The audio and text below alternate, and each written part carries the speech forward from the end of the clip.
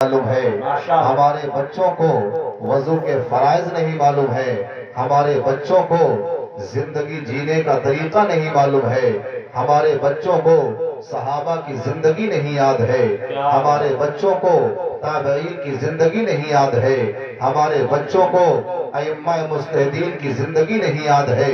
عزیزان ملت اسلامیہ، آپ کو یہ معلوم ہونا چاہیے، کل کی تاریخ میں ایک 6 ماہ کا بچہ تھا جس کو آج دنیا جب یاد کرتی ہے تاریخ کو تو کفر ایوان کے باطل میں زلزلہ پیدا ہو جاتا ہے کہ 6 مہینے کا بچہ یعنی 6 مہینے کا بچہ جس کی آس یہ تھی، جس کی آرزو یہ تھی کہ ہمارے گلے پہ تیر لگ جائے، نانا کی شریعت بچ جائے، ہمارے جسم کو لہولان کر دیا جائے، نانا کی شریعت بچ جائے، جس بچے کی تمنا تھی محمد مصطفیٰ کے باغ کا پھول شجر ہو جائے، ہرا ہو جائے، مگر جو ہے شریعت کو بچانے کے لیے، قرآن کو بچانے کے لیے، حقانیت کو بلند کرنے کے لیے اور حق کو مضبوط کرنے کے لیے جس 6 مہینے کے بچے نے اپنی جان کی قربانی دے کر کے زمانے والوں کو بتا دیا ہے، جب محمد مصطفیٰ کے باغ کا ایک پھول کا یہ عالم ہے تو محمد مصطفیٰ کے نوجوانوں کے غلاموں کا عالم کیا ہوگا؟ آج تم کہتے ہو آج جو ہے اتنا ظلم کیا جا رہا ہے، آج اسلام کو مٹانے کی سازشیں کی جا رہی ہیں، سب سے زیادہ اسلام کو مٹانے کی سازشیں مکہ المکرمہ میں کی گئی ہیں۔ مکہ شریف میں اسلام کی بغاوت اتنی کی گئی ہے کہ طائف کے میدان میں اللہ کے پیغمبر کے اوپر اتنے پتھر برسائے گئے کہ پیغمبر اسلام خون سے لت پت ہو گئے، سرکار دو عالم صلی اللہ علیہ وسلم کی نالین مبارک خون سے بھر گئی، اتنا ظلم ڈھایا گیا، اللہ کے نبی صلی اللہ تعالیٰ علیہ وسلم کی شان دیکھئے، مسلمانوں تمہارا عقیدہ مضبوط ہونا چاہیے، تمہاری زندگی اسلام کے موافق ہو جانا چاہیے۔ آپ کو بتانا یہ چاہتا ہوں کہ آج ہماری زندگی کہاں ہے اور صحابہ کی زندگیوں سے اپنی کڑیوں کو ملانے کے بعد میں آپ طے کر لیں کہ آج ہم نے اپنے آقا نبی کونین صلی اللہ علیہ وسلم کے فرمان پر ہم نے عمل کرنا چھوڑ دیا ہے، کاش کر کے مصطفیٰ جان رحمت صلی اللہ تعالیٰ علیہ وسلم کی زندگی پر عمل کرتے، سرکار دو عالم صلی اللہ علیہ وسلم کے قوانین اللہ تبارک و تعالیٰ اچھل کود کرنے والوں کے ساتھ نہیں ہے، گھبرانے والوں کے ساتھ نہیں ہے، ادھر ادھر یہاں وہاں دوڑنے والوں کے ساتھ نہیں ہے، کس کے ساتھ ہے؟ اللہ تعالیٰ صبر کرنے والوں کے ساتھ ہے، جو صبر کرتا ہے، جو خاموش رہتا ہے، جو اللہ کی دی کی مصیبت پہ صبر کرتا ہے، اللہ اس کے ساتھ ہے۔ اللہ نے کیا کہا؟ قرآن پاک تو پڑھو گے تب میں سمجھو گے قرآن پاک نے ہمیں جینے کا کیا طریقہ بتایا۔ اللہ کہتا ہے وَلَنَبْلُوَنَّكُمْ بِشَيْءٍ مِّنَ الْخَوْفِ، اے مسلمان میں تجھ کو آزماؤں گا، کبھی خوف کا ماحول دے کر، کبھی امن کا ماحول دے کر۔ سکھ چین ہے دنیا میں، کوئی آج نہ جنگ ہو رہی فلسطین میں، آج نہ جنگ ہو رہی ہے یہودی اور مسلمان کے بیچ میں، آج ہو رہی ہے، آج وہاں کے بچے دانے دانے کو ترس رہے ہیں، آج وہاں 50,000 سے زیادہ لوگ شہید ہو گئے ہیں، آج ہو رہے ہیں۔ یہ دنیا میں تو کتنے کروڑوں لوگ آئے پیدا ہوئے سب مر گئے، کتنے کروڑوں لوگ پیدا ہوئے سب مر گئے۔ اگر وہ لوگ نہیں بھی مرتے جنگ میں 50,000 لوگ، ایسا نہیں کہ وہ لوگ 50,000 سال تک زندہ رہتے، نہیں ایسا نہیں ہے، وہ لوگ بھی مرتے، چاہے جنگ میں مرے چاہے گھر میں مرے، چاہے میدان جنگ میں مرے چاہے اپنے گھر میں رہے، تو بھی تو مرنا ہے۔ 80-90 سال کے بڑھاپے کے بعد تو مرنا ہے۔ تو کوئی مر رہا ہے پخانہ روم، کوئی مر رہا ہے طوائف کے کوٹے پہ، کوئی مر رہا ہے اپنے دکان میں سوچ کر کے بیٹھا ہے بلڈ پریشر لو ہوگا وہی اپنے گدی پر ہی مر گیا، کوئی آدمی راستے میں مر رہا ہے، کوئی ہوٹل میں مر رہا ہے، کوئی پخانہ روم میں مر رہا ہے۔ تو مرنا سب کو ہے، مگر اللہ کے نام پہ شہادت کی موت مرنا سب سے اعلیٰ موت ہے، یہ سب سے اعلیٰ ترین موت ہے۔ تو فلسطین کے شہداء پہ ترس مت کھا، وہ لوگ مسلمان ہونے کی وجہ سے یہودیوں کے مار کا شکار ہوا ہے، ان کو جو سزا ملی ہے مسلمان ہونے کی وجہ سے ملی ہے، قبلِ اول کی آزادی کی وجہ سے یہودی اسے مارنا چاہتے ہیں۔ تو بخانہ روم میں مرنا اور ہے، تلواروں سے کٹ کے شہادت کی موت پانا اور ہے۔ وہ شہید ہو گئے، اعلیٰ جنت میں پہنچ گئے۔ اس لیے میں تم سے کہنا چاہتا ہوں مرنا تو سب کو ہے، ताड़ी पी के मरना और है, सजदा करते हुए मरना और है, शराब की भट्टी में मरना और है, मस्जिद में मरना और है, झूठ बोलते हुए मरना और है, दुरूद पढ़ते हुए मरना और है, नाच गाने की महफिल में मरना और है, जिक्र इलाही की महफिल में मर जाना और है। दोनों मौत में बहुत फर्क है। इसलिए कोई शराब पीते पीते मर जाता है, कोई अल्लाह का जिक्र करते करते मर जा रहा है। मेरे रब ने क्या कहा, तुम घबराओ मत मुसीबत से, मैं तुमको आजमाऊंगा, कभी खौफ का माहौल दूंगा, कभी पीस का माहौल दूंगा, कोई जंग नहीं, अमन। उस अमन के दिनों में तुम क्या करोगे? मैंने कहा था आज से 10 साल पहले हिंदुस्तान में आज साहब परेशान कुल माहौल बना है, लेकिन इनकी आमद से पहले परेशान कुल माहौल नहीं था। उस जमाने में मुसलमानों ने क्या किया, शादी ब्याह में 1 करोड़ रुपए पानी की तरह बहा गए। मुसलमानों ने अपने बेटे की बर्थडे पार्टी में हैप्पी बर्थडे टू यू का नगमा गाया, केक काटा यहूद और नसारा की तरह। आज भी इस मुसीबत के माहौल में अगर सारे मुसलमान मस्जिद को भर देते, सारे लोग नेक हो जाते, बेनमाजी तौबा करके नमाजी बन गए होते, शादी ब्याह सिंपल करते, मस्जिद में कर लेते, जो मुस्तफा ने अपनी बेटी फातिमा ज़हरा की शादी मस्जिद नबी में कर दी, जो जिससे बड़ा कोई नहीं, जिसकी बेटी फातिमा से बड़ी किसी की बेटी नहीं, उन्होंने अपनी बेटी की शादी मस्जिद में की। तो हमारे पास 1 खरब रुपया है तो क्या हुआ, मगर हम हुजूर की सुन्नत पर अमल करते हुए अपने बेटे की शादी मस्जिद में कराएंगे, तब न बगैर दुआ मांगे वे मुसीबत के बादल छड़ जाते।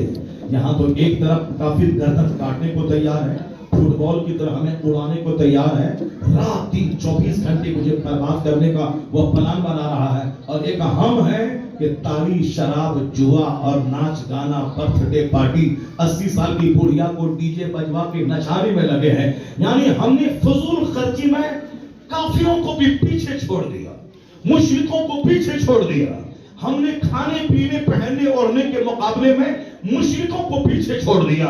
मेरा मकसद हयात सिर्फ खाना पीना, कपड़ा बदलना और मकान में टीप टाप करना, फॉल से सीलिंग लगाना। साथ समाज में लाखों बच्चे हैं गरीब, जिसके पास दवाई के पैसे नहीं मिल रहे, और हमें अपने घर को सजाने संवारने से फुर्सत नहीं है। जिस घर में रहना है 2 दिन, उस घर में सारी जिंदगी की गाही कमाई उसी मकान में लगा दिया।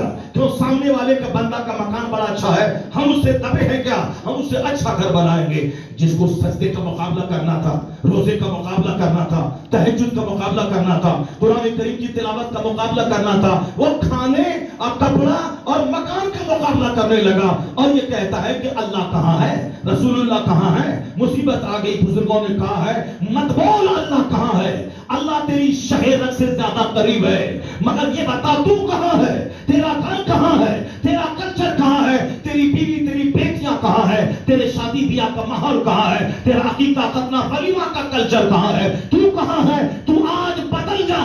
खुदा की रहमतें तो रोज कहती हम तो माइल बदकरम है, कोई साए ही नहीं, राह दिखलाई किसे कोई रहरवे मंजिल ही नहीं। जब तक तू मोहम्मदी था तो हमने ईरान तुझको दिया, रूम तुझको दिया, हिंदुस्तान में 1000 साल की हुकूमत मैंने तुझको दिया, और जब से तुमने यहूद और नसारा के तरीके पे अमल करना शुरू किया, अल्लाह ने काफिरों के पांव का फुटबॉल तुझको बना दिया। तो इस बुरे हालात को देखकर मुसलमान सच्ची तौबा करे, फजूल खर्ची से बचे, मस्जिदों को आबाद करे, गुनाहों से तौबा करे, पक्का मोहम्मदी बने, जन्नत वहां मिलेगी, दुनिया की हुकूमत अल्लाह यहाँ का फर्क। नारे तकबीर, नारे रिसालत, मसलके आला हज़रत फैज़ाने शाह जी, सुभान अल्लाह सुभान अल्लाह। अल्लाह कहाँ है, अल्लाह तेरी शहरत से नहनु अक़रबु इलैहि मिन हब्लिल वरीद, हम तुम्हारी शहरत से ज्यादा करीब। मगर तुम कहाँ हो, तुम कहाँ खड़े हो, तुम्हारा कल्चर कहाँ है, तुम्हारा घर कहाँ है। अब जरा गौर से सुनिए अल्लाह क्या कहता है। अल्लाह कहता है, सुनिए इधर सुनिए इधर, कहाँ जा रहे हैं आप, पैसा देने के बाद कहाँ जा रहे हैं आप, पेशाब करने के लिए। 80 साल के बूढ़े लोग बैठे हुए हैं, उनको पेशाब नहीं लग रहा है, ये 40 साल के आधे आदमी को पेशाब लग रहा है। हो अच्छा से बैठो, ठीक से वजू करके पेशाब सब करके बैठा करो, ताकि महफिल में बैठो इतना दीन सुनने में लग जाओ कि पेशाब का एहसास भी नहीं हो। और ताकतवर बनो, अल्लाह ताला ताकतवर मुसलमान को पसंद करता है। ताकतवर वह होता है जिसका गुर्दा मजबूत हो, जिसका मसाला मजबूत हो, जिसका लीवर मजबूत हो। जो कम खाएगा उसका लीवर मजबूत होगा, जो ज्यादा खाएगा उसका लीवर कमजोर होगा। جو کم کھائے گا اس کا گردہ مضبوط رہے گا, اور جو زیادہ کھائے گا اس کا گردہ مسالہ سب کمزور ہو جائے گا. اور آج کل مسلمان کھانے میں لگا ہوا ہے, صرف تیجا کا کھانا, 40واں کا کھانا, غوث پاک کا لنگر, خواجہ غریب نواز کا لنگر, اعلیٰ حضرت کا لنگر, شاہ جی میاں کا لنگر, اور سب یعنی صرف لنگر کھاؤ, اس کے بعد تیجا کا کھاؤ, 40واں کا کھاؤ, برسی کا کھاؤ, عرس کا کھاؤ, اس کے بعد پخانہ کرو, سو جاؤ. جو زیادہ کھائے گا ادھر اذان ہوگی تو وہ باتھ روم دوڑے گا, اور جو کم کھائے گا اذان ہوگی مسجد دوڑے گا. کم کھاؤ, بزرگان دین نے کم کھایا, تقلیل کلام, تقلیل طعام, تقلیل منام, کم خوردن, کم خفتن, کم گفتن, یہ بزرگان دین کا طریقہ ہے. وہ کم کھاتے تھے, کم بولتے تھے, کم سوتے تھے, اور کم کھاؤ گے لیور اسٹرانگ رہے گا. اور حضور نے کیا فرمایا ہے, المؤمن القوی خیر و احب الی اللہ تعالی من المؤمن الضعیف. دیکھو بتاؤ حضور نے ہیلتھ پہ کتنا زور دیا ہے. آقا علیہ السلام فرماتے ہیں طاقتور مومن اللہ کو زیادہ پسند ہے بنسبت کمزور مومن کے. طاقتور مومن اللہ کو زیادہ پسند ہے. کیوں؟ طاقتور مومن ماں باپ کو پیٹے گا, طاقتور مومن وہ اپنے پڑوسی سے لڑائی کرے گا, طاقتور مومن اپنے بھائیوں سے جنگ کرے گا, کافروں سے جنگ نہیں کرے گا, حافظ بھائی سے جنگ کرے گا نہیں. طاقتور مومن عشاء کے وضو سے فجر پڑھے گا. امام اعظم ابو حنیفہ رضی اللہ تعالیٰ عنہ طاقتور تھے, کم کھاتے تھے, کم سوتے تھے, کم بولتے تھے, عشاء کے وضو سے فجر کی نماز 40 سال تک آپ نے. سرکار غوث اعظم ولیوں کے سردار کم کھاتے تھے, کم بولتے تھے, کم سوتے تھے, عشاء کے وضو سے 40 سال تک فجر کی نماز ادا کرتے. آپ کا مرید کہتا ہے میں اپنے شیخ کو کی خدمت 40 سال سے کر رہا ہوں, میں نے ایک رات پیٹھ کو زمین سے لگا کے سوتے ہوئے نہیں دیکھا.